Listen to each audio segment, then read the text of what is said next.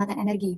Nah, jadi sebelum hewan itu melakukan hibernasi seperti itu, nah mereka sudah mempersiapkan terlebih dahulu termasuk makanan yang mereka makan. Jadi mereka akan mempersiapkan dengan memakan makanan sebanyak-banyaknya agar cadangan makanan atau cadangan lemak di dalam tubuh mereka itu bisa digunakan saat hibernasi. Nah, pada saat hibernasi itu beberapa mekanisme juga bekerja. Salah satunya adalah penurunan suhu badan mereka dan uh, detak jantung mereka juga akan melemah, terus mengakibatkan metabolisme tubuhnya juga akan menurun. Nah, untuk mekanisme-mekanisme ini tadi, itu bisa membantu mereka untuk menghemat energi selama melakukan hibernasi. Nah, biasanya tempat-tempat yang mereka gunakan untuk hibernasi itu adalah di lubang pohon, terus ada di mungkin di dalam gua dan ada yang di dalam tanah. Untuk selanjutnya itu adalah estivasi, di mana tadi sudah saya jelaskan juga bahwa estivasi itu adalah proses hewan itu mengurangi aktivitas tubuhnya dan menghabiskan beberapa waktu itu di suatu tempat. Tapi bedanya itu estivasi itu terjadi pada musim panas. Jadi saat cuacanya itu ekstrim panas dan juga ketersediaan air juga menurun atau bahkan tidak ada. Nah, untuk mekanismenya sendiri itu hampir sama seperti hibernasi tadi, yaitu ada pengurangan aktivitas di mana nanti metabolismenya mereka akan juga menurun sehingga penghematan energi saat lingkungan di sekitar mereka itu ekstrim atau tidak mendukung uh, bertahan hidupnya mereka itu akan bisa dimanfaatkan dengan baik. Seperti itu. Next, selanjutnya di sini akan menjelaskan tentang mamalia dan beberapa jenis burung itu mereka cenderung akan menghindari suhu-suhu normal mereka. Jadi akan menghindari hemiotermik atau suhu normal mereka pada saat hibernasi, estivasi maupun torpor harian. Nah, nanti untuk torpor harian itu pengertiannya akan dijelaskan di next slide. Selanjutnya adalah beberapa mekanisme yang terjadi pada proses hibernasi, estivasi, dan juga torpor harian. Nah, tadi saya menyebutkan bahwa hewan itu cenderung menghindari suhu tubuh atau hewan itu cenderung menghindari untuk melakukan pemanasan tubuh saat terjadi hibernasi karena nanti di gambar juga diperlihatkan ya kalau pada saat hibernasi dengan suhunya itu turun atau rendah dan para hewan itu menaikkan suhunya maka akan membutuhkan energi yang besar sehingga pada saat kondisi di lingkungannya itu kurang memadai dan ketersediaan makanan juga berkurang maka penggunaan energi yang berlebihan ini itu sangat tidak efektif untuk proses hibernasi.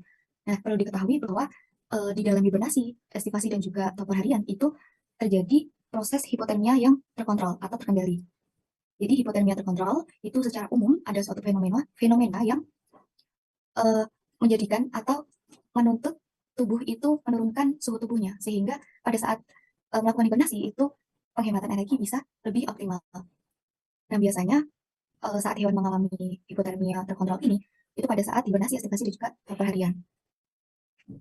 Nah, saat hewan juga mengalami hipotermia ini, nah jadi penurunan suhu pada hewan itu cenderung akan mengikuti suhu lingkungannya sehingga uh, untuk pengurangan suhu itu selalu di atas range lingkungannya karena di sini saat dia memiliki titik yang toleransi misalnya. Nah, kenapa dia memilih untuk tidak menyamai suhu lingkungan yang rendah misalnya? Itu karena untuk mempertahankan fungsi fisiologisnya.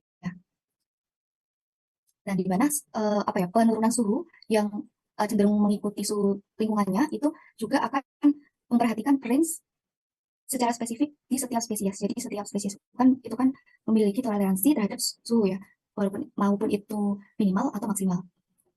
Nah, untuk hibernasi, estivasi dan juga torpor harian itu secara umum mereka itu diartikan sebagai perwujudan yang berbeda, tapi tetap dalam satu proses fisiologi. Nah, ini artinya secara fisiologi memang mereka kurang lebih sama untuk prosesnya, tetapi memang memiliki perbedaan-perbedaan tertentu. Salah satunya tadi di hibernasi mereka mengalami di musim dingin dan estivasi itu cenderung ke musim panas.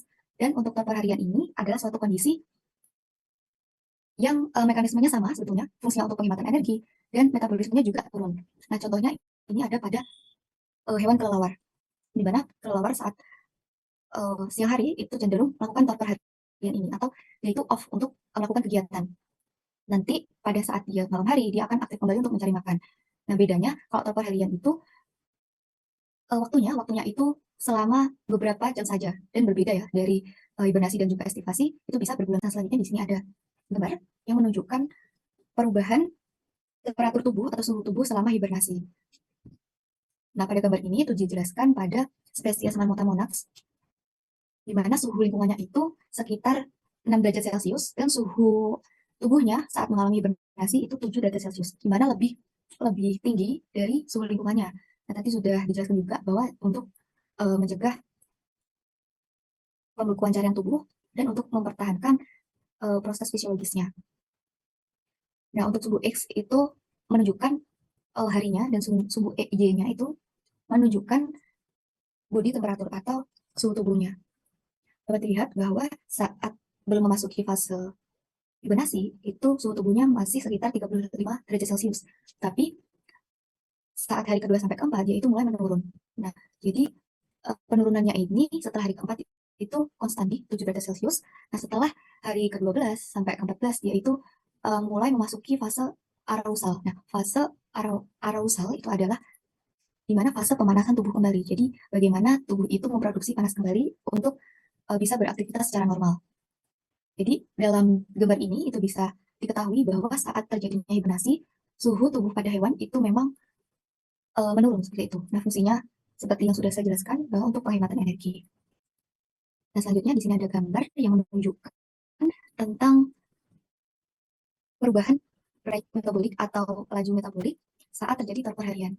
Nah, tadi torpor harian adalah proses di mana menurunnya metabolisme selama beberapa jam saja. Nah, di sini pada gambar ini itu disajikan 3 grafik secara berturut-turut, jadi diambil dari 3 hari, 3 hari berturut-turut. Nah, untuk spesiesnya itu adalah Peromyscus leucopus dengan temperatur lingkungan itu 14 derajat Celcius. Untuk sumbu X-nya itu mengindikasikan keterangan jamnya, dan untuk sumbu Y itu untuk rate atau konsumsi oksigen, jadi berapa konsumsi oksigen seperti itu. Bisa dilihat pada tengah hari atau pukul 00 itu untuk konsumsi oksigen itu cenderung lumayan masih banyak ya. Nah, untuk selanjutnya pada menuju jam 3 pagi itu konsumsi oksigen sudah mulai menurun dan mulai stabil di angka 0 sampai 1 untuk konsumsi oksigennya itu mulai rendah, di mana saat terjadi torpor harian itu sendiri. Nah, saat di jam 12 siang sampai jam 3 sore seperti itu mulai naik lagi untuk konsumsi oksigennya. Jadi, untuk kenaikan dan penurunan suhu itu juga mengindikasikan bahwa metabolisme di dalam tubuhnya itu rendah atau tinggi. Semakin banyak konsumsi oksigen, maka akan semakin tinggi metabolismenya atau berjalannya metabolisme. Dan dari tabel yang disajikan ini secara berkala, itu kurang lebih memiliki grafik yang hampir sama untuk hasilnya, yaitu pada saat terjadi torpor harian, itu memang metabolisme dan juga konsumsi oksigen itu memang menurun, seperti itu. Jadi ini terbukti juga efektif dalam penghematan energi.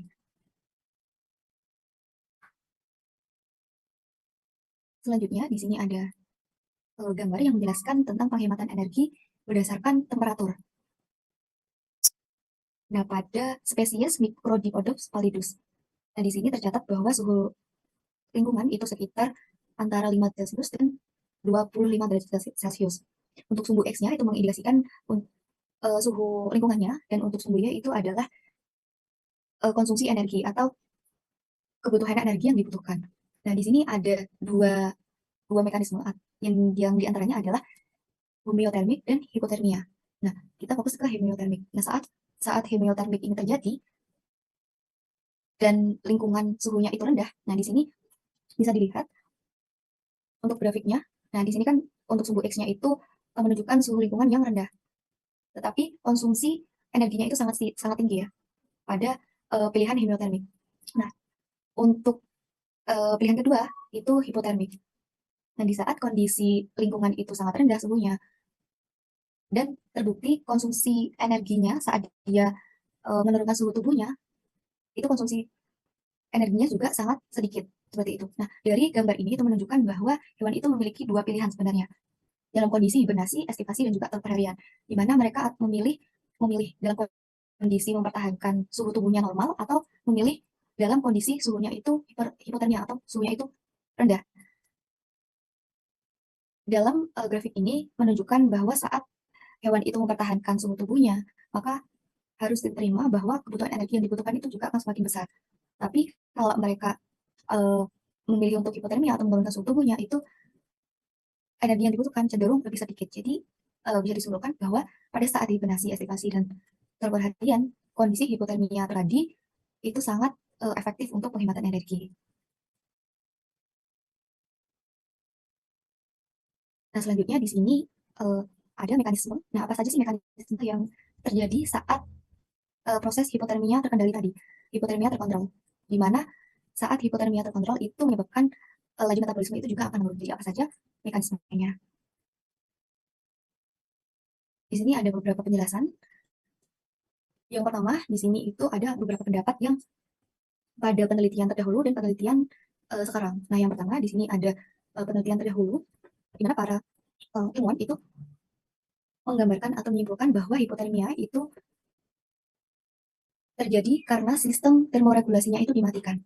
Nah, saat hipotermia dan sistem termoregulasinya itu dimatikan, sehingga menyebabkan suhu di dalam tubuh itu akan turun karena pengaruh dari lingkungan juga, seperti itu. Dan suhu tubuh yang menurun itu akibat dari lingkungan juga akan mempengaruhi laju metabolismenya, sehingga dalam pendapat penelitian atau peneliti terdahulu itu bukan hanya disebabkan oleh sistem termoregulasinya saja, tetapi juga disebabkan oleh lingkungan sekitar, sehingga menyebabkan metabolismenya itu akan turun.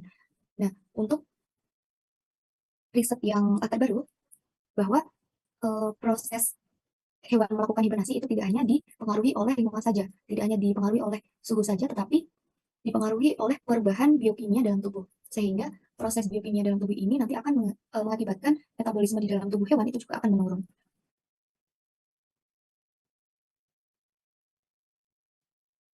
Di sini ada dua mekanisme.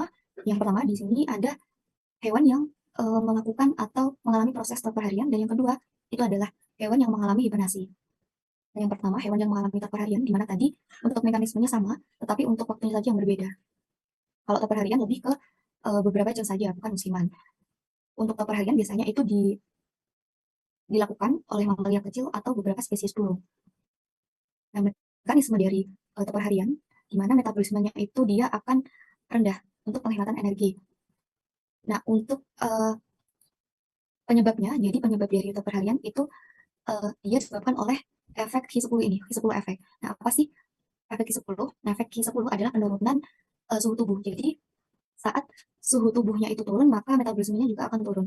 Sehingga key efeknya ini adalah, secara singkatnya adalah sebagai sebagai apa ya? Sebagai menggambarkan laju metabolismenya seperti itu. Jadi tergantung dari efek Q10 ini tadi. Kalau dia naik, menunjukkan bahwa metabolismenya juga akan naik dan sebaliknya.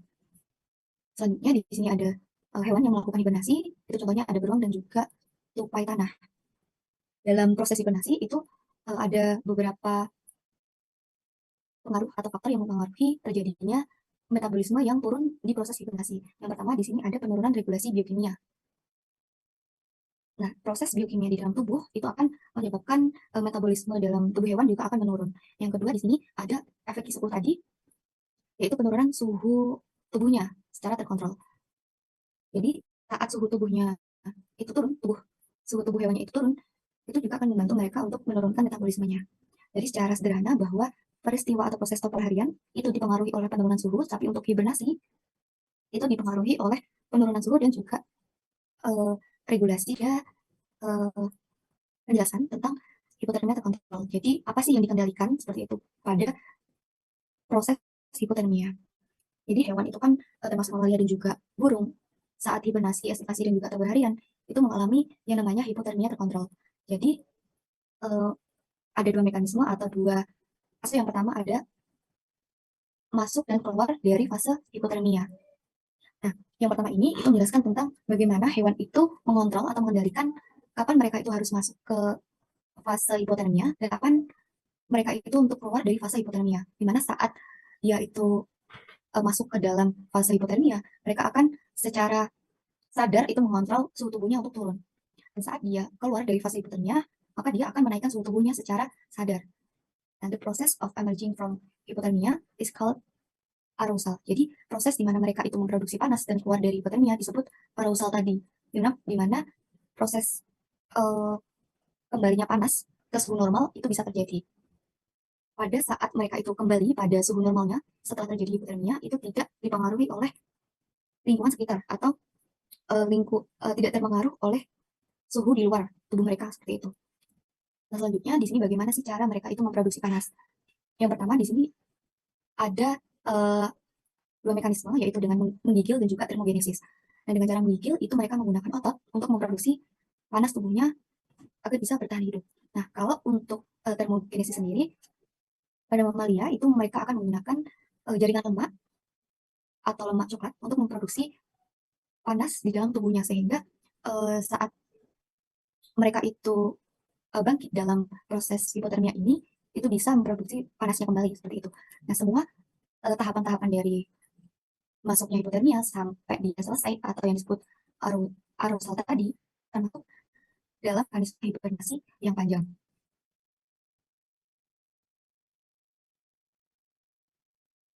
Selanjutnya, ini ada yang pertama tadi ada masuk dan keluar dari fase hipotermia. Yang kedua di sini ada arousal secara berkala pada saat hewan itu mengalami hibernasi atau hipotermia. Nah, jadi selama hibernasi, hewan itu tidak selalu mengofkan atau tidak selalu tidur dalam durasi yang sangat panjang, tetapi mereka akan bangun hanya setiap 14 jam, dari beberapa jam nanti mereka akan bangun dan memanaskan suhu tubuhnya. Nah, untuk penelitian yang berlanjut itu masih dipelajari juga, tetapi kemungkinan untuk proses hibernasi suatu hewan saat dia itu bangun dari hibernasinya, itu mereka kemungkinan untuk memanaskan tubuhnya dan juga untuk melihat kondisi sekitar yang ada di lingkungannya seperti itu. Apakah mereka itu siap untuk keluar dari fase hibernasi atau tidak. Dan yang selanjutnya di sini ada self body temperature control. Jadi kendali suhu tubuh secara aman di dalam range atau kisaran suhu tubuh yang aman bagi si hewan. Yang pertama, hewan yang melakukan hibernasi dan juga aktivasi atau harian itu mereka cenderung akan mengikuti suhu lingkungannya, tetapi selalu lebih tinggi dari suhu lingkungannya. Nah, ini sudah dijelaskan juga mengapa mereka memilih atau harus menaikkan suhu di atas suhu lingkungannya, karena memang untuk mempertahankan fisiologisnya ya. Nah, jika dia itu tadi dalam range yang safe atau aman, nah bagaimana jika temperatur lingkungannya itu sangat dingin? Nah, misalnya ini di suhu 3 derajat Celcius. Nah, jadi hewan itu mempunyai dua pilihan, yaitu aerosol atau melakukan termoregulasi di suhu yang rendah.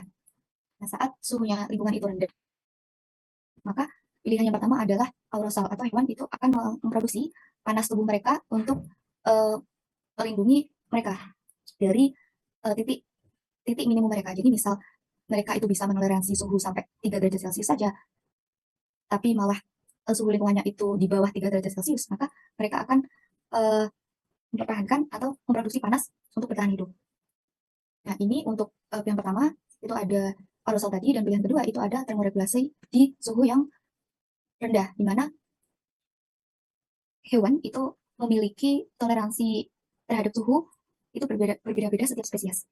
Nah, sama seperti yang pertama tadi, yaitu misal kita memiliki self temperatur atau suhu aman di dalam tubuh itu 3 derajat Celcius, sementara lingkungan itu menunjukkan minus 10 atau minus 20, maka mereka akan meningkatkan metabolismenya atau produksi panas agar metabolismenya dan produksi panas itu bisa terjadi agar kembali dalam keadaan semula, untuk energinya juga kembali seperti itu. Jadi ada dua pilihan ya, harus juga termoregulasi di suhu yang rendah seperti itu.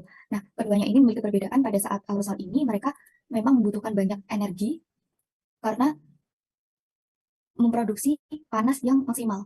Nah, tadi kan aerosol kan memang dia dalam posisi bangkit secara aktif ya, atau bahkan dia peralihan dari proses hibernasi ke proses mereka kembali aktif. Jadi pada fase aerosol ini mereka memproduksi panas yang maksimal sehingga membutuhkan energi yang sangat banyak. Seperti itu. Tapi kalau terregulasi di suhu yang rendah itu lebih mereka mempertahankan di range temperatur yang aman bagi mereka selama musim dingin. Seperti itu. Nah, untuk yang selanjutnya mungkin akan dijelaskan oleh rekan saya. Baik, yang selanjutnya adalah distribution and natural history yang akan saya jelaskan. Oke, next.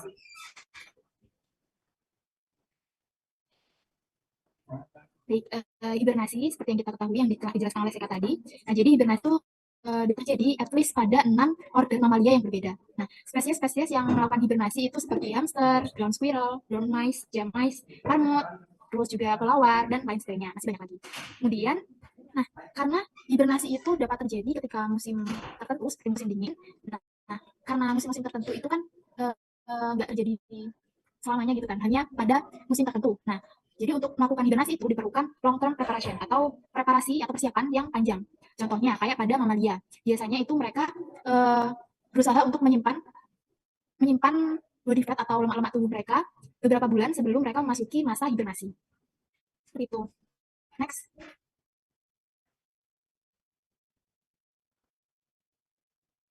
Nah, seperti pada grafik, ini kan dapat diketahui bahwasanya hewan-hewan yang melakukan hibernasi itu akan berusaha menaikkan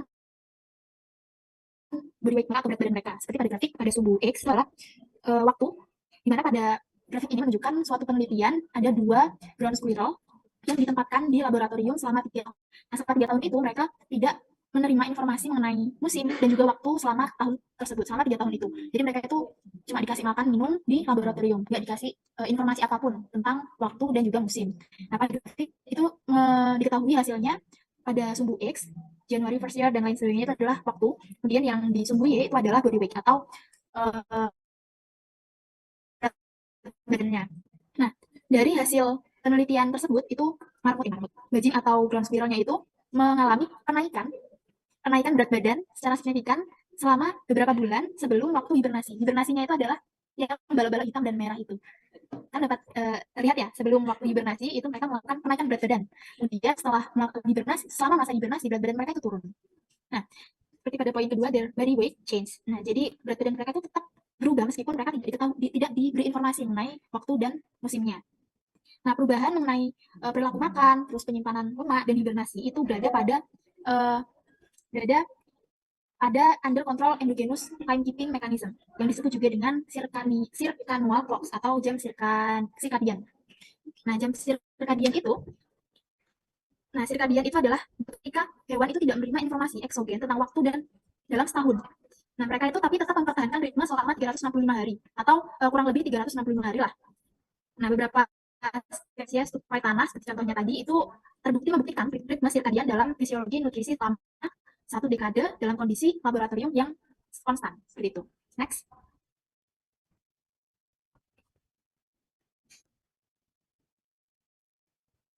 Yang selanjutnya adalah estivasi dan juga daily topper yang tadi telah dijelaskan oleh Seka. Nah, estivasi itu berbeda dengan hibernasi sehingga seringkali estivasi itu sulit untuk diamati atau sulit untuk dideteksi gitu. Nah, karena perilakunya itu hampir sama kayak perilaku hewan-hewan yang tidak melakukan estivasi. Tapi estivasi ini banyak ditemukan pada hewan seperti ground squirrel, lizard. Seperti itu. Kemudian untuk daily topper itu kebanyakan terjadi pada mamalia dan burung. Tapi ini juga dan daily topper itu tidak hanya terjadi pada spesies yang mengalami cold stress atau hewan-hewan yang kayak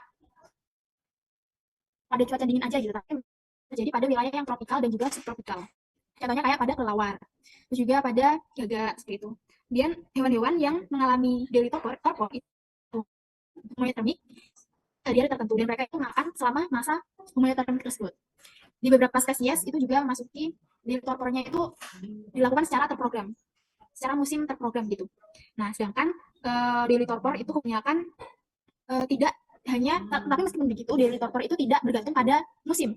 Mereka itu bisa saja terjadi karena respon suatu kesulitan. Contohnya kayak ada hewan yang suffering food atau kesulitan mencari makan sehingga periode torpor mereka itu diperpanjang untuk mereka dapat bertahan hidup. Next. Nah, selanjutnya adalah control hypothermia in which the body temperature remain well above ambient temperature. Next.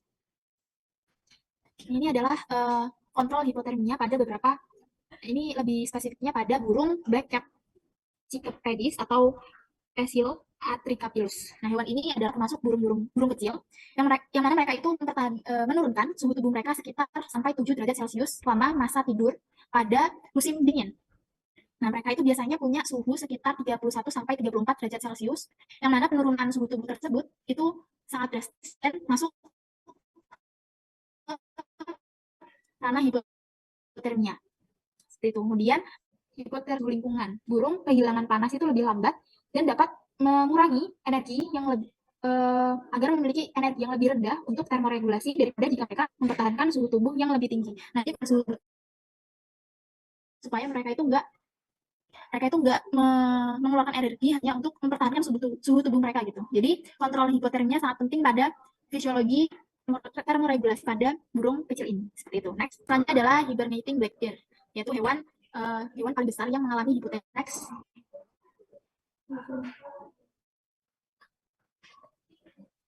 Next. Nah, hewan ini adalah blackbird atau beruang hitam, atau yang dengan nama latin Ursus americanus. Nah, hewan ini tuh dapat menurunkan suhu tubuh mereka selama 5 sampai 7 bulan pada musim dingin. Nah, jadi suhu tubuh mereka itu stay pada 30 derajat Celcius atau lebih tinggi. Jadi suhu tubuh mereka itu aslinya 30 derajat atau higher gitu. Tetapi selama musim dingin turun drastis gitu selama 5 sampai 7 bulan. Nah, meskipun jadi beruang hitam ini itu adalah hewan yang mengalami hibernasi paling besar karena mereka itu beratnya itu bisa sampai 30 sampai 150 kg. Nah, penelitian terbaru menunjukkan bahwa beruang hitam ini selama masa hipotermia menunjukkan tingkat dramatis regulasi biokimia metabolisme yang menurun sedemikian rupa sehingga tingkat metabolisme mereka itu hanya seperempat lebih tinggi dari tingkat basal mereka. Nah, regulasi mekanisme itu adalah kontrol utama dari tingkat metabolisme mereka. Dengan suhu tubuh hanya memainkan peran penting. Nah, dalam kondisi ini, meskipun suhu tubuh mereka itu hanya sedikit mengalami hipotermia, beruang memiliki tingkat metabolisme spesifik yang dengan berat badan yang mirip dengan kebanyakan hibernator. Oleh karena itu, para ahli fisiologi hibernasi sekarang itu menggolongkan beruang hitam sebagai yang berbeda seperti hewan-hewan yang mengalami hibernasi pada umumnya. Gitu. Next. Next. Oke, yang selanjutnya adalah hibernation as a winter strategy, new direction and discoveries. Next.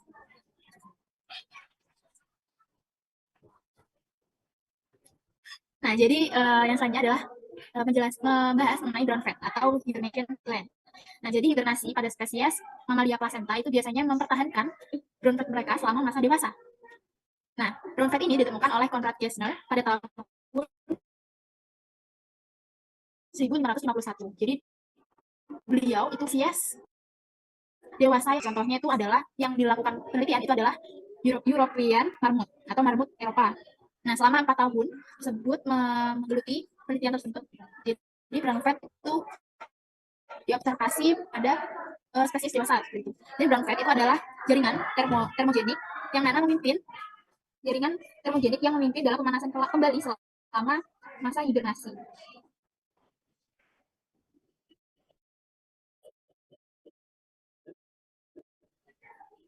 Dari brown fat itu ada di tubuh, kebanyakan itu di wilayah sekitar arteri major. Oleh karena itu blood flow-nya itu terpengaruh gitu. Jadi heat produced by activated the brown fat is believed to be delivered particularly to the vital organ seperti hati, paru-paru, juga otak. Next. Kemarin telah dijelaskan oleh kelompok sebelumnya.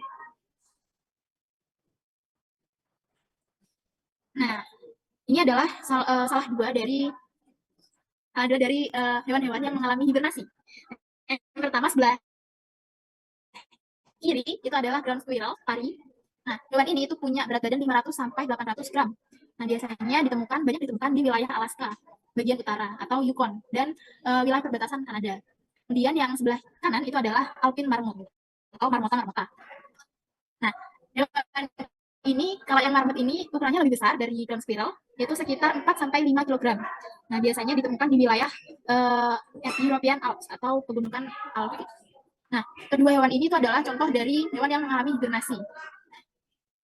Seperti itu. Nah, karena ukurannya yang kecil, mereka itu dapat berhibernasi secara cukup ekstrim suhu tubuhnya. Next.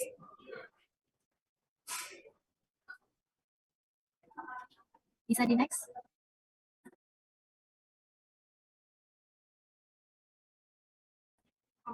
Yang saya pertanyaan, kenapa sih hewan-hewan yang punya badan besar itu kebanyakan tidak mengalami hibernasi? Ada yang tahu, teman-teman? Nah, jadi karena nggak ada yang menjawab saja, ini ada grafik yang bagian garis warna biru itu adalah weight atau hubungan antara weight spesifik metabolik dan juga body weight dengan berat tubuhnya. Untuk yang warna biru itu adalah yang tidak berhibernasi, sedangkan yang warna merah, titik-titik merah itu adalah hewan yang mengalami hibernasi. Nah, tingkat metabolisme spesifik berat badan hibernator dalam hibernasi itu sangat secara spesifik sama terlepas dari ukuran tubuh mereka. Namun, ketika hewan tidak berhibernasi, spesies bertubuh kecil memiliki tingkat metabolisme spesifik berat yang lebih tinggi daripada spesies bertubuh besar. Dengan demikian, penghematan energi yang dicapai oleh hibernasi berkurang. Seiometrik ini seleksi alam tanpa besar. Tapi beruang hitam itu adalah pengecualian yang dramatis. Nah, di antara spesies mamalia dengan berat 5 kg atau kurang. Sehingga hibernasi itu sama sekali tidak universal. Seperti itu. Okay, next. Nah, di sini ada pertanyaan. Yaitu yang sebelah ada gambar sebelah kiri dan sebelah kanan. Buat teman-teman, ini yang mana yang melakukan hibernasi? Salah satu atau keduanya? Gitu. Ini ada yang tahu? Belum, Kak. Tahu? Masih kurang tahu. Oke, di next. Atau Ica tahu kah? Tahu kah? Belum tahu, Kak. Ya, di next. Oke, kita next.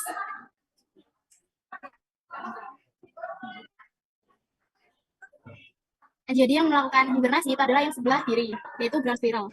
Nah, yang sebelah kanan itu adalah flying squirrel atau Petaurin species. Nah, jadi kenapa sih? Kan mereka itu sama-sama punya berat tubuh yang hampir mirip gitu kan. Terus juga jadi mengapa ada hewan yang melakukan hibernasi sedangkan ada hewan yang tidak melakukan hibernasi? Nah, menurut buku ini itu hewan itu mereka itu juga tidak memahami mengapa ada hewan yang melakukan dua mekanisme yang berbeda gitu. Tetapi dapat disimpulkan bahwasanya ada dua model yaitu pada saat musim dingin itu pilihannya hewan itu ada dua, yaitu berhibernasi atau tetap aktif gitu. Jadi pasti ada pro dan kontra oleh hewan yang kecil dan juga medium size mamalia. Tetapi tidak ada yang mana yang lebih baik gitu. Keduanya benar. Mereka masing-masing memiliki. Mari kita melanjutkan. Nah, jadi ini adalah yang poin awal itu adalah penjelasan saya tadi yang awal. Lalu untuk hewan ground squirrel, alpine marmot, dan hewan-hewan hibernator lain itu adalah yang mengalami hibernasi itu adalah konsekuensi dari revolusi teknologi yang telah terjadi selama kurang lebih 40 tahun. Yang mana para ahli biologi, terus juga engineer dan computer science itu telah berusaha untuk membuat teknologi untuk tetap memonitoring physiological traits mereka seperti itu. Next. Nah, selanjutnya adalah teknologi untuk memonitoring hibernasi. Nah, pada awal revolusi itu ada radio kecil atau radio transmitter yang didesain untuk dimasukkan ke tubuh hewan dan untuk melaporkan suhu tubuh mereka menggunakan radio telemetri yang seperti pada gambar tersebut. Nah, tetapi untuk saat ini transmitter itu dapat dioperasikan dengan baterai dan juga yang dapat dilakukan selama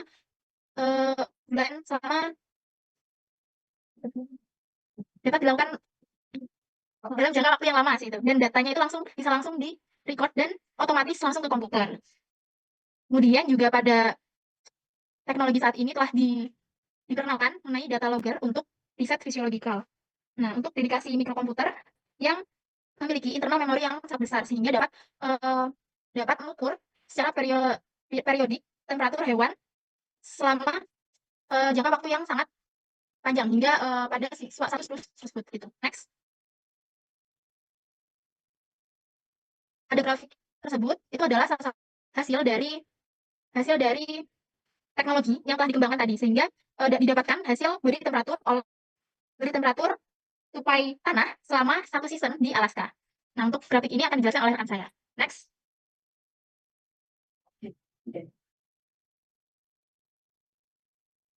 Baik, yang selanjutnya adalah Arctic ground squirrel super cold during hibernation. Jadi ini adalah hibernasi dari tupai tanah Arktik yang mana mereka akan hibernasi di suhu yang sangat dingin. Next.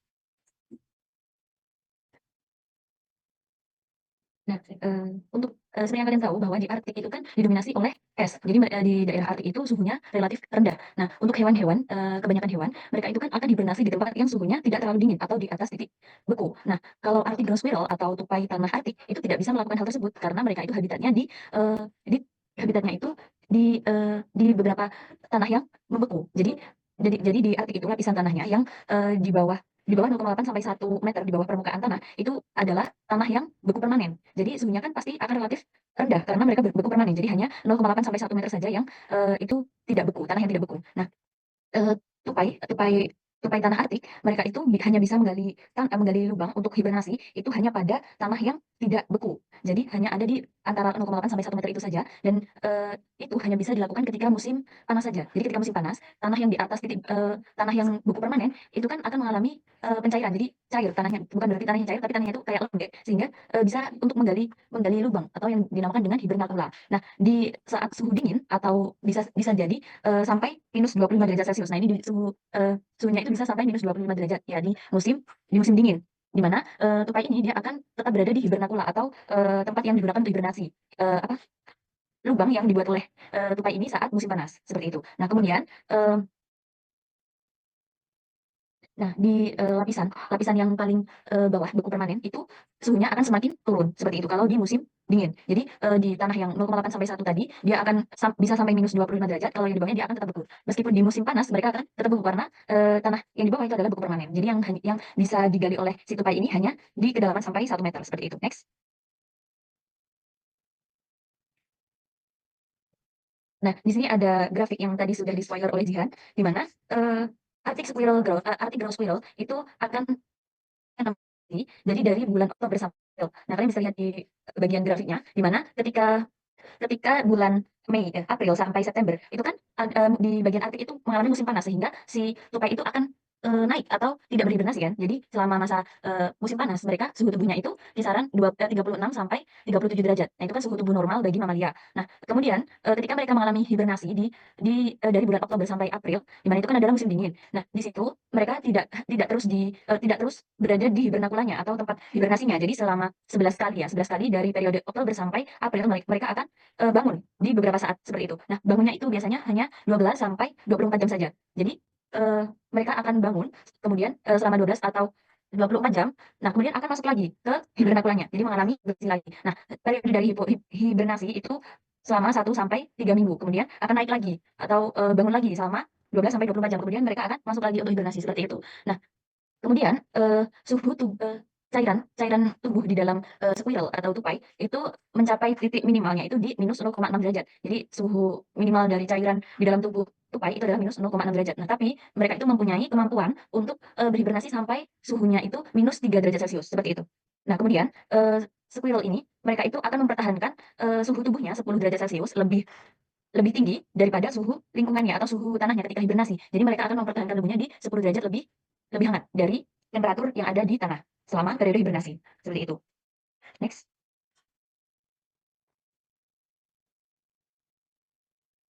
Nah, di sini ada, grafik tentang, suhu tubuh saat hibernasi, suhu tupai saat hibernasi dengan, laju metabolisme yang dipengaruhi oleh suhu lingkungan. Nah, di sini kalian bisa lihat di garis yang warna hitam itu adalah laju metabolisme dan garis warna biru itu merupakan, suhu tubuh dari tupai dan yang garis, putus-putus itu adalah, suhu lingkungan. Nah, ketika suhu lingkungannya itu dingin, ya mencapai sampai -20, maka suhu tubuh dari tupai itu juga akan turun. Nah, di sini, diperlihatkan bahwa suhu tubuhnya itu bisa mencapai 0, hampir mendekati titik beku kan. Jadi suhu tubuhnya akan turun ketika suhu lingkungannya itu turun, sehingga mengakibatkan laju metabolismenya itu meningkat. Nah, hal ini terjadi karena, metabolisme, ketika di suhu yang rendah, maka metabolismenya itu akan tinggi untuk menghasilkan panas tubuhnya, sehingga, panas di dalam tubuhnya itu bisa bisa panas di dalam tubuhnya itu, bisa mengendalikan supaya si suhu tubuh itu tidak terlalu rendah, seperti itu. Jadi laju metabolismenya itu akan tinggi untuk memproduksi panas. Nah, ketika suhu lingkungan yang meningkat, maka metabolismenya itu akan kembali turun karena mereka tidak membutuhkan panas lagi untuk hidup, seperti itu. Jadi laju metabolismenya akan turun ketika suhu tubuhnya naik, seperti itu. Next. This is the tundra. Even trees struggle to take root in the icy soil. But life is possible even here. An Arctic ground squirrel. He spends his entire winter asleep, out like a light for 8 months straight. The longest, deepest hibernation of any animal on Earth. This extreme lifestyle can only be seen using a special filming burrow. He's pretty much stopped breathing. His heart is barely beating. The sun is getting higher every day. In the darkness of his burrow, the squirrel's body claw drags him out of bed. There's no time to waste.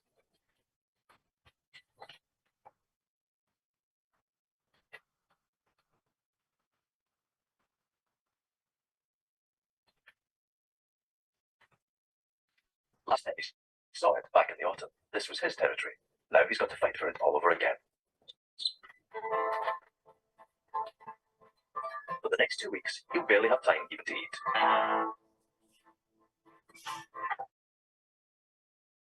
Start.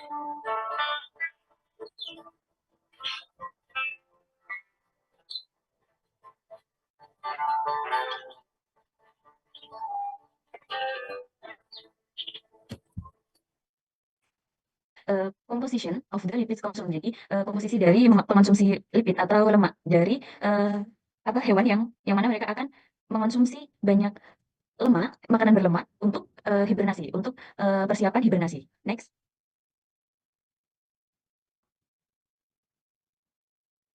Nah, jadi tidak hanya jumlah makanan saja yang penting bagi hewan, tetapi juga jenis makanan yang mereka makan, terutama sebelum periode hibernasi. Nah, komposisi ini berperan besar dalam mempersiapkan tubuh mereka untuk bertahan selama musim dingin. Nah, sudah Jihan jadi saya akan menjelaskan tentang lemak putih. Jadi lemak putih itu adalah cadangan energi yang tersimpan di tubuh dalam bentuk triacylglycerol. Nah, triacylglycerol sejenis lipid dan lemak ini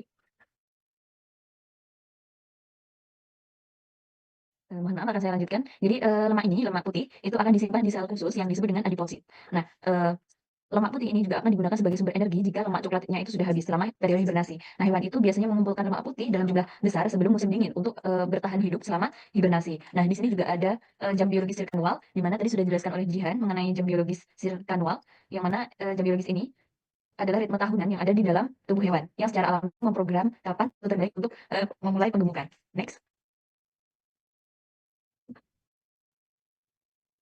Nah, di sini ada beberapa kategori dari fatty acid atau jenis-jenis fatty acid, asam lemak. Nah, yang pertama itu ada saturated fatty acid, yang mana saturated fatty acid ini dia tidak memiliki ikatan rangkap karbon-karbon atau tidak memiliki ikatan karbon yang terangkap. Kemudian ada monounsaturated fatty acid atau MUFA, di mana dia mengandung satu ikatan rangkap karbon, dan polyunsaturated fatty acid atau PUFA, di mana mereka mempunyai dua atau lebih ikatan rangkap karbon. Nah, untuk selanjutnya, next. Nah, adalah perbedaan dari ketiga asam lemak. Yang pertama itu ada saturated fatty acid, di mana ikatannya itu tidak ada, dan MUFA itu ikatan rangkapnya sejumlah satu, sedangkan PUFA itu dua atau lebih. Kemudian untuk sifat fisiknya sendiri, kalau saturated fatty acid dia itu padat pada suhu ruang. Nah, contohnya itu kayak mentega, lemak babi, minyak kelapa. Nah, ketika seperti mentega kemudian minyak kelapa itu ketika ditaruh di suhu ruang yang rendah atau pada suhu ruang itu mereka akan padat seperti itu. Nah, kemudian ada MUFA. Kalau MUFA itu dia cair pada suhu ruang, misalkan minyak zaitun dan juga alpukat. Kemudian untuk PUFA sendiri mereka akan sangat cair dan mudah tangi. Contohnya adalah minyak ikan dan minyak bunga matahari. X.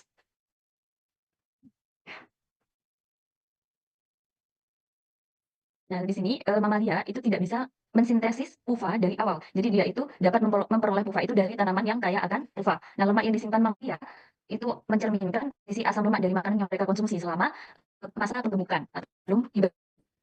Nah, di sini ada makanan yang kaya akan PUFA. Jadi dia itu lemak yang menyimpan kaya akan PUFA. Nah, contohnya itu ada kacang-kacangan seperti almond, cashew dan juga hazelnut. Kalau seed biji-bijian itu seperti biji bunga matahari dan juga biji pumpkin. Kemudian juga untuk lemak buah itu contohnya ada alpukat. Di mana kalau alpukat ini biasanya untuk hewan yang berada di iklim yang tropis. Kemudian untuk mufa ini makanan yang kayak mufa berarti kan lemak simpanannya itu berupa mufa juga. Nah, contohnya itu adalah ikan yang kecil atau insekta. Nah, di sini mereka akan kaya akan mufa. Kemudian juga ada flax atau chia, seed, biji. Nah, di sini contohnya itu ada burung yang mana di biji yang dimakan oleh burung itu mengandung omega 3. Kemudian yang terakhir itu ada walnuts atau biji yang lainnya, kacang-kacangan yang lainnya. Nah, itu yang menyimpan pufanya itu sangat banyak, contohnya atau makanan yang biasanya dimakan oleh squirrel, tupai, seperti itu. Next.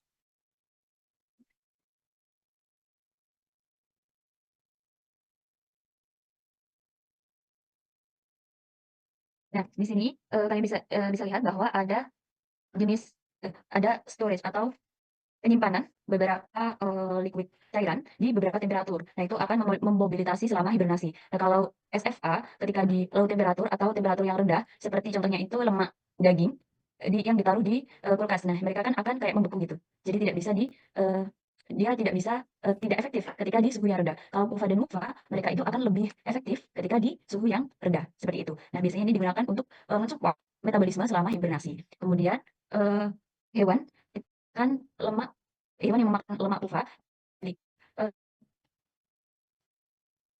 mereka itu memiliki kelebihan efektif selama periode hibernasi. Kemudian mereka juga memiliki toleransi untuk berada di toleransi tubuh saat berada di suhu yang rendah. Kemudian juga laju metabolisme yang rendah dan mengalami masa hibernasi yang panjang selama periode hibernasi tersebut.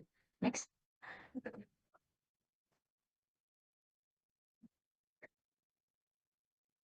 Ya, di sini ada contoh di mana ketika ini merupakan hibernasi dari chipmunk. Chipmunk atau disebut dengan Eutamias ameonus pada 3 diet yang diberikan. Nah, di sini dietnya itu yang pertama ada kaya akan PUFA, kemudian ada intermediate dan juga SFA, yang kaya akan SFA. Nah, untuk persentase yang berhibernasi, di mana ketika 100% pupuk yang diberi makan kayak akan PUFA, mereka akan berhasil masuk ke dalam hibernasi. Kemudian kalau intermediate, mereka itu sama dengan PUFA ya, karena 100%, jadi tupai itu berhasil untuk hibernasi. Kemudian yang kayak akan SFA, maka tupai tersebut berhasil masuk ke dalam, hanya 75% tupai yang berhasil masuk ke dalam hibernasi. Nah, sehingga pola makan kayak akan PUFA itu akan mendukung keberhasilan selama hibernasi dibandingkan dengan makanan yang kayak SFA. Kemudian kolom sebelahnya itu adalah lowest body temperature that did not provoke arousal. Jadi suhu tubuh terendah yang tidak menimbulkan kebangkitan. Jadi ketika dietnya itu berupa kayak akan PUFA, maka tupai itu dapat dengan pola makan yang kayak akan PUFA itu mampu menurunkan suhu tubuhnya hingga 0,6 derajat Celcius seperti yang sudah saya jelaskan tadi tanpa memicu kebangkitan. Nah, kemudian kalau di intermediate mereka suhu tubuh terendahnya itu hanya mencapai 1,2 derajat Celcius. Kemudian untuk SFA yang kayak akan SFA, maka suhu tubuhnya yang terendah itu adalah 2,2 derajat Celcius, lebih tinggi dibandingkan makan yang lainnya. Jadi tupai dengan pola makan kayak akan PUFA itu lebih efisien dalam menjaga suhu tubuh rendah. Yang penting untuk menghemat energi selama periode hibernasi. Kemudian untuk laju konsumsi oksigen pada suhu lingkungan 2 derajat Celcius, untuk tupai yang memiliki konsumsi kayak akan PUFA, maka konsumsi oksigennya itu terendah 0,034, kemudian untuk intermediate 0,047, dan yang kayak akan SFA, mereka mengonsumsi oksigen itu tertinggi sebesar 0,064. Nah, sehingga tupai dengan pola makan kayak akan PUFA, mereka itu memiliki metabolisme lambat. Jadi rendahnya karena konsumsi oksigennya itu sehingga lebih hemat energi selama periode hibernasi. Yang terakhir itu adalah durasi setiap periode hibernasi pada suhu lingkungan 5%. Di mana yang kayak akan PUFA, mereka hibernasi paling lama 138 jam, kemudian yang intermediate itu 110 jam, dan yang terakhir yang kayak akan SFA itu adalah 92 jam. Nah, jadi kan kayak akan PUFA itu memungkinkan tupai itu berhibernasi lebih lama dalam satu periode tanpa gangguan. Nah, jadi makanan yang kayak akan PUFA itu sangat memberikan banyak manfaat bagi tupai untuk periode hibernasinya. Jadi makanan yang kayak akan PUFA itu sangat-sangat membantu saat tupai itu berada di fase hibernasi. Seperti itu. Next.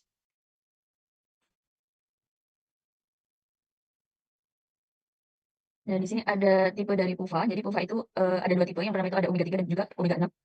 Nah, untuk perbedaannya sendiri kalian bisa lihat di gambar bagian kanan, di mana untuk struktur dan juga conformation-nya atau bentuknya itu mereka berbeda. Jadi omega 6 sama omega 3 itu memiliki bentuk dan juga struktur yang berbeda. Kemudian kedua jenis PUFA itu memiliki peran yang berbeda juga dalam tubuh dan juga fungsi metabolismenya.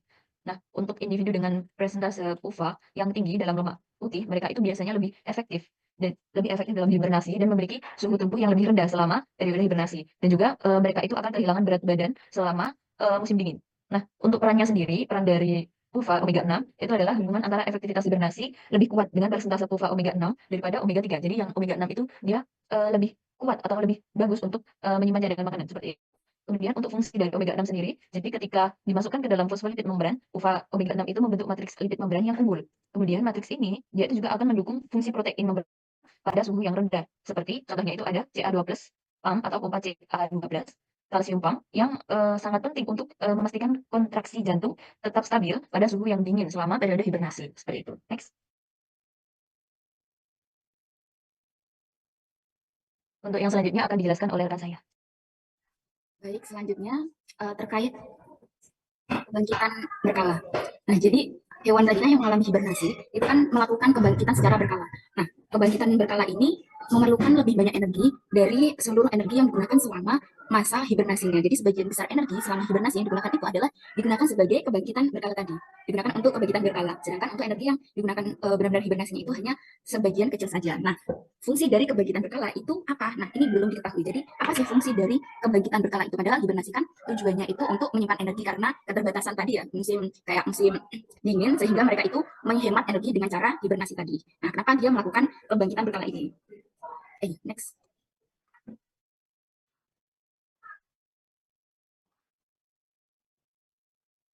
Oke, di sini terdapat grafik ya, ilustrasi di mana 80% dari seluruh energi selama hibernasi itu digunakan sebagai untuk proses kebangkitan berkala ini.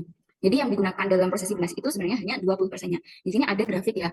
Untuk grafik yang berwarna biru atau hijau ini itu merupakan ilustrasi energi jika si hewan itu tidak mengalami hibernasi. Jadi untuk kebutuhan energinya itu sangat tinggi ya jika hewan itu tidak mengalami hibernasi. Kemudian untuk yang garis merah itu merupakan kenyataan aslinya di mana ketika hewan itu mengalami hibernasi kemudian tidak mengalami hibernasi itu pada bulan-bulan tertentu ya dan mengalami hibernasi kembali. Nah, itu dalam satuan unit. Jadi selama hibernasi hewan itu menggunakan 12 unit energi, katakanlah 12 unit energi. Nah, yang digunakan kalau tadi itu digunakan sebanyak 10 dari 12 unit. Jadi untuk hibernasi itu sebenarnya kalau si hewan itu tidak mengalami kebangkitan berkala itu ditunjukkan oleh garis grafik yang berwarna hitam, yaitu hanya sebesar 2 unit saja. Yang itu ya, bagian bawah ya. Jadi dia agak naik sedikit karena dia mengalami kebangkitan berkala yang memerlukan lebih banyak energi. Sebagian besar energinya itu digunakan untuk kebangkitan berkala. Nah, kalau dia nggak mengalami hibernasi yang tinggi tadi, itu dikatakan dia menggunakan 100 unit energi. Nah, jadi ini pertanyaannya, apa sih fungsi dari kebangkitan berkala ini? Kenapa dia melakukan kebangkitan berkala? Padahal dia mau menghemat energi. Next.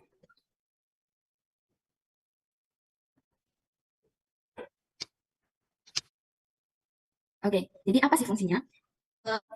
Terdapat hipotesis awal itu mengatakan bahwa kebangkitan berkala ini bertujuan untuk membuang waste atau membuang limbah yang dihasilkan oleh tubuh seperti nitrogen dan juga produk urea, akumulasi dari produk urea dengan cara urinate atau pipis ya, dengan pipis. Jadi mereka berasumsi bahwa kebangkitan berkala ini bertujuan untuk mengurangi produk-produk limbah tubuh tadi dengan dia bangun terus pipis. Nah, tapi di satu sisi dilakukan penelitian untuk membuktikan hal tersebut. Ternyata kadar waste atau si limbah-limbah tadi seperti urea itu saat si hewan itu hibernasi dia itu malah menurun, tingkat konsentrasinya itu menurun karena si metabolismenya itu kan lambat menurun juga, jadi hasil dari limbahnya itu juga menurun. Jadi hal ini tidak berkorelasi secara linear, jadi tidak mendukung adanya hipotesis yang awal tadi, membantah adanya hipotesis bahwa kebangkitan berkala itu bertujuan untuk membuang limbah produksi hasil metabolisme tubuh. Nah, lalu gimana? Jadi selama 20 tahun terakhir ini, berbagai multidisiplin penelitian itu dikorelasikan terhadap fenomena kebangkitan berkala ini.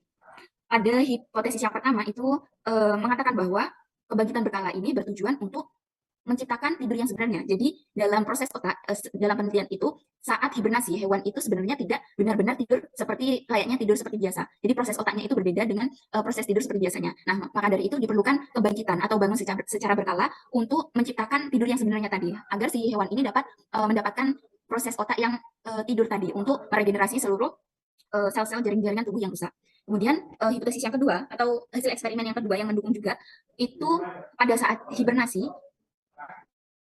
atau sel-sel dalam tubuh cenderung mengalami kerusakan sehingga dibutuhkan perbaikan dengan cara kebangkitan tadi. Jadi ketika tidur atau ketidaksadaran tadi dalam kondisi hipotermia, si saraf-saraf ini banyak yang mengalami kerusakan sehingga perlu dilakukan kebangkitan untuk meregenerasi sel-sel saraf tadi agar si hewan ini dapat hidup dengan normal untuk kelanjutannya. Kemudian pada penelitian yang ketiga yang mendukung juga, ini dikatakan bahwa respon imun tubuh itu menurun selama terjadinya hipotermia saat proses hibernasi tadi, sehingga kebangkitan berkala ini diperlukan untuk memulihkan juga meregenerasi sistem imun dari si hewan seperti itu. Next.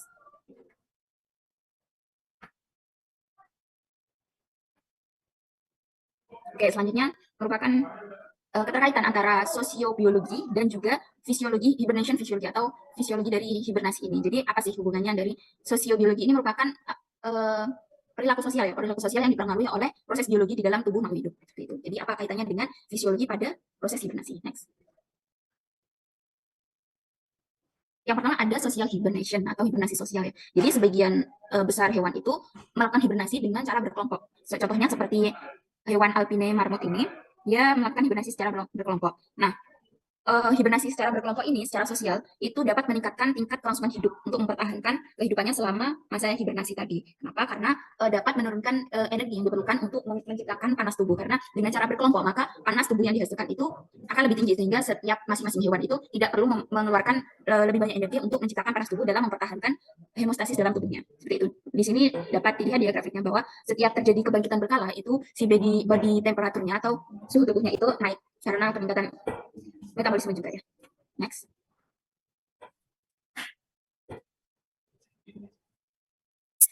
Selanjutnya reproduktif biologi konsekuensi. Jadi dalam hibernasi itu ada konsekuensi reproduksinya. Apa itu? Yang pertama, jadi ketika setelah hibernasi, hewan-hewan itu tidak langsung bisa melakukan reproduksi karena si organ reproduksi dari jantannya itu mengalami regresi atau penurunan. Sehingga setelah hibernasi itu perlu dilakukan perbaikan lagi, regenerasi untuk organ reproduksinya agar dapat melakukan mating atau reproduksi kembali dengan si betina. Nah, di sini dapat dilihat ya di grafik ini ada days before hibernation maksudnya, kemudian ada days after. Nah, saat hibernasi dia kan tidak mengalami reproduksi ya. Jadi si organ reproduksinya ini sangat menurun fungsinya. Kemudian setelah hibernasi itu dilakukan perbaikan, jadi tidak langsung bisa bereproduksi, tidak langsung naik, tapi dilakukan terlebih dahulu baru bisa naik, kemudian turun kembali pada proses akan memasuki proses hibernasi.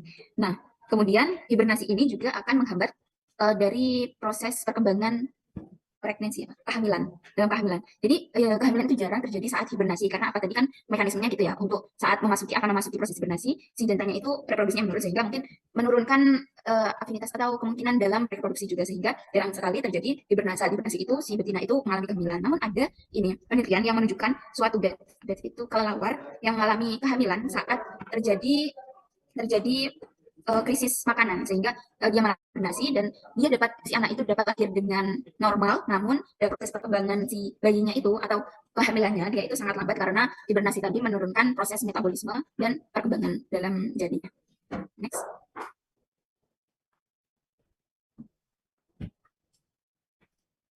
Oke, berdasarkan mengenai fisiologi hibernasi dan estivasi. Jadi tadi ada ketika school drill ya tadi ya yang ditempatkan di lab ya di laboratorium. Dan tadi ada keterangan information about season of the time of year ya. Jadi itu bisa diartikan juga kalau hewan itu tidak dipengaruhi begitu ya oleh stimulus secara alami yang terjadi karena mereka kan memang ditempatkan di lingkungan laboratorium yang terkontrol gitu ya. Jadi memang faktor eksternalnya macam-macam suhu, mungkin cahayanya ya, kelembapan dan lain-lain itu sudah terkontrol. Jadi efek musim atau waktu dalam setahun itu tidak terlalu pengaruhi mereka gitu ya. Sehingga hasilnya ya konsisten, hanya dipengaruhi oleh variabel yang diujikan gitu, bukan oleh musiman tadi gitu. Jadi kan tadi. Kemudian kalau pada saat hewan itu melakukan hibernasi ya atau tadi sebentar ini kok terlalu melakukan hibernasi itu ada resiko ya semacam semacam ini apa peningkatan resiko infeksi ya. Kemudian bisa juga terjadi stres oksidatif gitu. Itu hubungannya bisa ke sel ya. Tapi ternyata juga hewan-hewan itu mereka memiliki strategi adaptasi juga begitu yang memungkinkan untuk bertahan ya, apalagi dalam kondisi yang ekstrim. Jadi kalau pada hewan yang melakukan hibernasi ya tadi sudah dijelaskan ya, lemak-lemak tubuhnya itu diubah gitu menjadi energi dan itu bertahap selama periode hibernasi. Nah, kemudian di secara fisiologi itu juga ada peningkatan aktivitas antioksidan alami ya di dalam tubuh hewan dan juga itu bisa mengurangi efek negatif dari stres oksidatif selama hibernasi. Nah, jadi ada sel-sel yang rusak itu dapat digantikan dan ya istilahnya itu diperbaiki ya. Dan juga di sana ada protein yang dihasilkan nah, melalui satu proses itu untuk melindungi tubuh dari kerusakan gitu selama periode hibernasi. Oke, kemudian kalau misalnya nih ada pertanyaan ya kenapa kok hewan itu melakukan hibernasi gitu ya, kenapa nggak migrasi saja misalnya? Ah, Nah, jadi biasanya kalau mungkin contoh yang paling gampang itu beruang kutub ya. Beruang kutub itu pada saat hibernasi itu kan sesuai dengan kondisi musim dingin ya. Jadi saat musim dingin akses ke mangsanya itu kan terhalang ya karena makanannya biasanya ada di laut gitu dan itu terhalang diselimuti oleh es yang tebal. Dan kalau berbicara migrasi berarti ada hewan-hewan itu menempuh perjalanan panjang gitu ya. Sementara kondisi geografis juga terbatas. Belum lagi nanti kalau beruang itu melakukan badai atau fenomena alam yang buruk gitu ya selama musim dingin. Nah, kemudian belum tentu juga nih ada wilayah yang lebih menguntungkan yang berada di dalam jangkauan mereka gitu. Jadi biasanya kalau hewan-hewan melakukan migrasi itu mereka sudah punya bekal ya. Jadi nggak asal nekat jalan aja gitu. Kayak semacam burung-burung migrasi, berburu migran itu kan juga ada. Mereka biasanya berpindah itu karena insting ya, insting di wilayah yang akan dituju itu tersedia sumber daya makanan dan lain-lain. Dan dengan bekal ya mereka memanfaatkan kompas matahari, magnet bumi dan lain-lain itu untuk ke arah sana.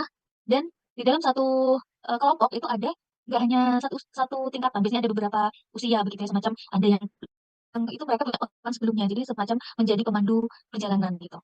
Nah, jadi kalau kenapa beruang itu berhibernasi, yaitu cara satu-satunya optimal gitu untuk bertahan hidup ketika kondisi ekstrim. Oke, seperti itu sih, karena tadi kalau mengenai mekanisme fisiologi sudah disampaikan dengan jelas, cuman belum ada pertanyaan ya. Saya rasa kalau belum ada pertanyaan berarti semuanya sudah memahami itu gitu ya. Dianggap saja semua sudah memahami. Oke, ini nanti kan ini udah materi terakhir ya. Berarti selanjutnya ujian ya. Nah, nanti tolong disepakati kapan. Kalau kemarin kelas C ya, itu mintanya di Kamis gitu. Nah, kalian silakan disepakati tugas kapan pelaksanaannya. Itu nanti informasikan ke saya online ya. Di luar jadwal UAS saja. Begitu ya. Baik, Ada Bu. pertanyaan mungkin? Oke, sudah cukup. Gitu. Oke, oke baik. Ini sudah nih berjam 5 juga kita akhiri ya perkuliahan hari ini. Terima kasih. Jaga kondisi kesehatannya, tetap semangat. Ini jadwalnya mungkin kalian pada mempersiapkan berbagai ujian ya. Dan tetap pesan satu ujian itu nanti